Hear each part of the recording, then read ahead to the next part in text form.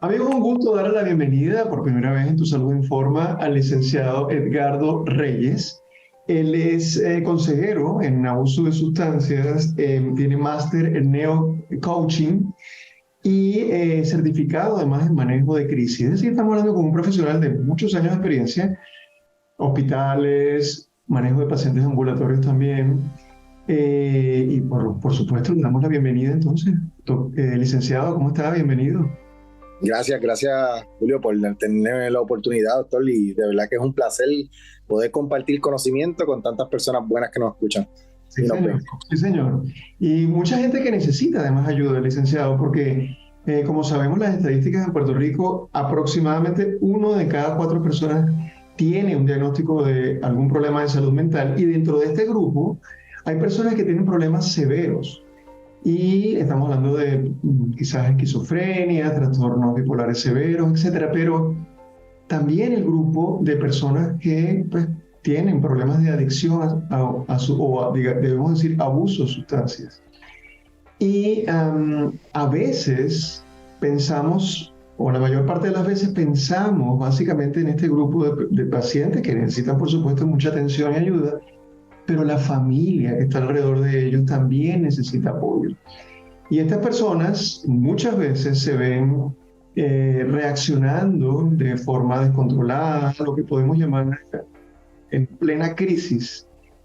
Y esa crisis muchas veces es enfrentada en primer plano por la familia, la persona que vive con ella.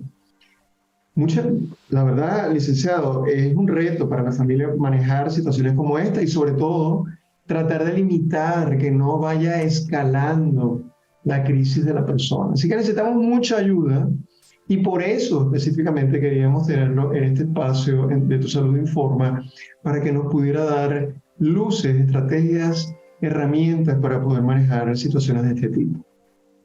Pues mira, gracias por la oportunidad, Julio. Yo comienzo orientando a las personas que cuando estamos hablando de cómo poder prevenir crisis, hay un modelo que se llama modelo de intervención en crisis. Ese modelo propone que las personas, ya cuando, ¿verdad? No necesariamente tienen que tener un diagnóstico, cuando las personas comienzan a dar unos indicadores, el primer nivel es la ansiedad. Y como yo bien les menciono a las personas, hay personas que a través de la ansiedad o son bien verbales o son bien expresivos físicamente también, ¿verdad? Siempre he dicho que cuando nos vamos a acercar a las personas debemos utilizar algo que se llama posición de apoyo. La posición de apoyo no es otra cosa de cómo yo me acerco a las personas y cómo yo me expreso hacia las personas. La expresión es bien importante porque tú tienes conocimiento de que los estilos de comunicación en las familias últimamente no son los más adecuados. Y lo vemos por el sinnúmero de casos, ¿verdad? Que se presentan a nivel legal de agresiones físicas ¿verdad? O asesinatos, también violencia de género. Los casos por violencia de género, la mayoría comienzan con los estilos de comunicación.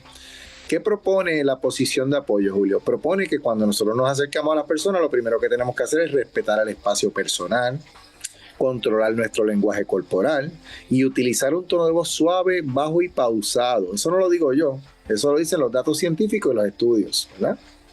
Perdón que interrumpa acá. Cuando hablamos de espacio personal, nos referimos a que no nos vamos a colocar tan cerca de la persona, ¿no? Cuando está en esta... Usted habló, perdón, que comienza todo, o muchas veces comienza con la ansiedad. Y cuando una persona está ansiosa, puede que comience a decir palabras que son ofensivas, ¿a eso se refería? Gestos o acciones. Mira, desde lo más simple, hay personas que comienzan a hacer gestos faciales, hay otros que menean la pierna, el famoso tic nervioso, hay otros que cruzan los brazos, hay otros que se comen las uñas. En la mayoría de los casos yo veo muchas féminas colocando constantemente su cabello detrás de la oreja, ¿verdad? Hay otros que menean el pie.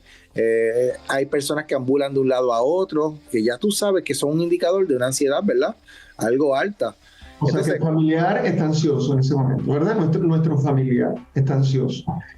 Ok. y si vemos a nuestro familiar de esa forma, nosotros tenemos que, ¿verdad?, acercarnos de una forma adecuada. Respetar el espacio personal no significa que tú vayas o a agredirlo o él se sienta. Es que muchas veces, cuando nosotros estamos pasando por ansiedad, la transición entre la ansiedad y la etapa de la defensiva es nada, es bien, bien poquito. Entonces, ¿qué pasa?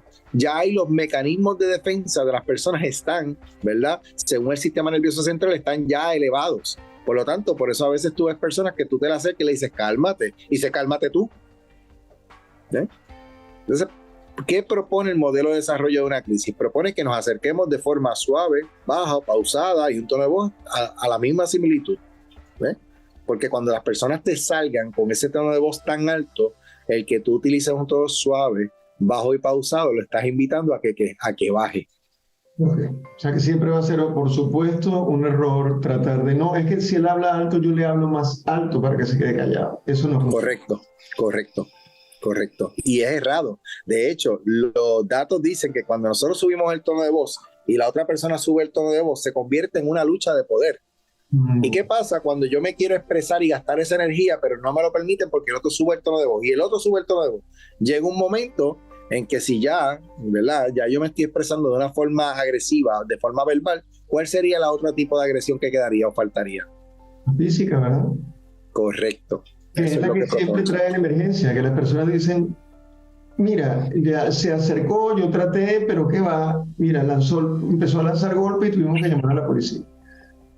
Es correcto, Julio. Y por eso es importante que las personas, ¿verdad?, puedan identificar, ¿verdad? Si yo veo un familiar en este estado, no entrar en la dinámica de lucha de poder, porque la realidad es que eso no trae nada. De hecho, en las modalidades terapéuticas en familia, los Gottman lo sugieren, te dicen, mira, los 4 jinetes te dicen, mira, no uses el sarcasmo, utiliza un tono suave bajo apropiado, sé respetuoso, valida sentimientos, escucha a las personas, ¿eh?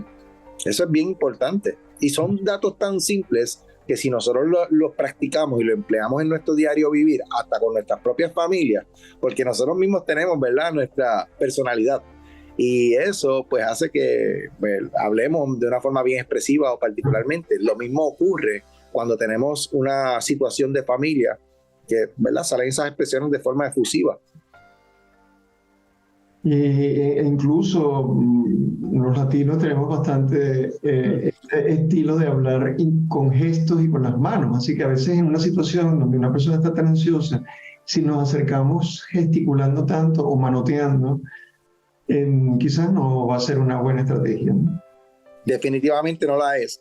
Súmala a eso, Julio, que hay algunas personas que ya tienen un diagnóstico previo, un familiar, un hijo. Como tú bien mencionaste y me habías hablado, ¿verdad?, en privado, hay personas con un trastorno bipolar en una fase de manía, que muchas veces son condiciones comórbidas, que tú sabes que hay un consumo de sustancia, probablemente de alcohol o de algún otro tipo de sustancia. Por ejemplo, te menciono el alcohol porque es el más utilizado y porque es legal, ¿verdad? Pero si hablamos de otras sustancias, ¿verdad?, cada sustancia hace un efecto diferente en las personas, no es que hace el mismo efecto en todo el mundo. Pero obviamente hay unas particularidades, unas similitudes en ciertos aspectos. Ahora, yo te menciono esto porque la pandemia ha traído un boom de mucha situación a nivel de salud mental y lo vemos en diferentes naciones y países. Tú sabes que entre Puerto Rico y Estados Unidos los trastornos de ansiedad y los trastornos y la depresión, ¿verdad?, en realidad son los más diagnosticados al momento por datos estadísticos, pero dentro de eso está en tercer lugar los trastornos por uso de sustancias.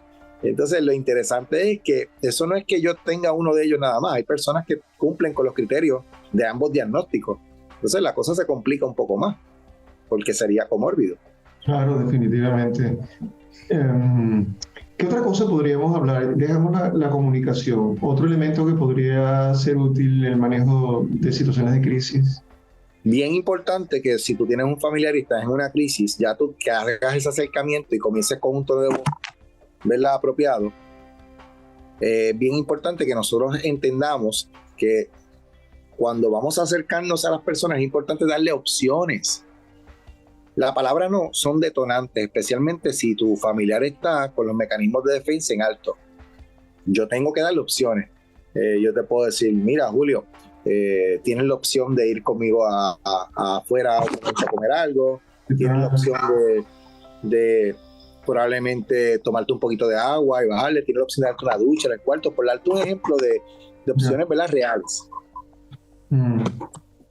Y eso, por supuesto, ayudaría. Ahora, me imagino que hay momentos en los que el paciente o la persona está tan tomada por la crisis que podría resultarle difícil al familiar tratar de quizás negociar o, por ejemplo, que la escalada en la ansiedad y de la propia crisis pues no permita que el familiar se acerque. Me imagino que hay momentos en los que hay que recurrir entonces a los... Mira, sí, por eso es que muchas de las personas en este país me llaman, ¿verdad? Ahí yo brego ya en esos niveles. Mis niveles son más bien de hospitalizaciones. Y es cuando ya hay casos donde las situaciones están de forma severa. Si las cosas están de forma severa, pues nosotros entendemos, ¿verdad?, que hay que evaluar el caso y ver que cada caso es individual, pero muchos de estos casos, ya cuando las personas implican que hay situaciones de agresividad física, que hay situaciones de intentos suicidas, porque también tenemos, ¿verdad?, algunos casos, por decirte así, que tienen algunos trastornos de personalidad. Uno de los más que se ha dado a conocer en los últimos años, el trastorno de personalidad limítrofe, como tú bien conoces, y sabemos que son personas que si tienen algún tipo de consumo de sustancias, están ligados a traumas, pero son bien impulsivas y no piensan dos veces en tener un acto suicida también. Claro, ese es el mayor riesgo a lo que más se teme, digamos, en situaciones de este nivel. Ahora, bajo su experiencia, ¿en qué momento? Porque a veces nos queda solamente 2 minutos y medio, pero para el familiar puede ser una gran disyuntiva, decir, ¿en qué momento tengo que llamar yo a buscar recursos externos? Por ejemplo, la policía, servicios que la ayuden, la cita en el momento, si por ejemplo la crisis está ocurriendo en la casa con ese familiar. ¿Cuándo es el momento? Siempre es importante considerar si el familiar tiene ya un diagnóstico previo. Ya ahí, si tiene intentos previos, pues mire, no tenemos que pensarlo dos veces. Es mejor prevenir que antes que venga una situación como esta, ¿verdad?, de que podamos lamentar. La realidad es que hay unos números donde las personas se orientan. En la mayoría de los países tienen unas líneas de crisis.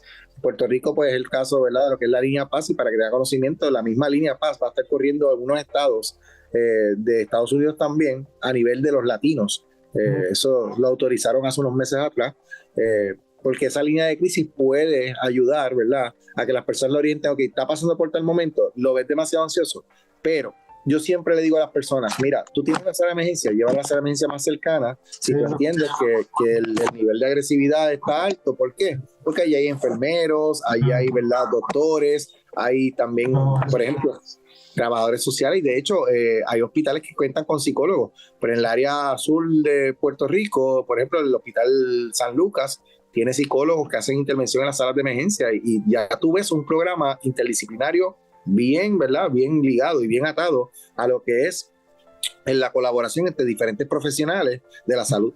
Sí. Bueno, nada, muy interesante y completa la información. Muy agradecido al licenciado Edgardo Reyes y esperemos tenerlo nuevamente en el programa.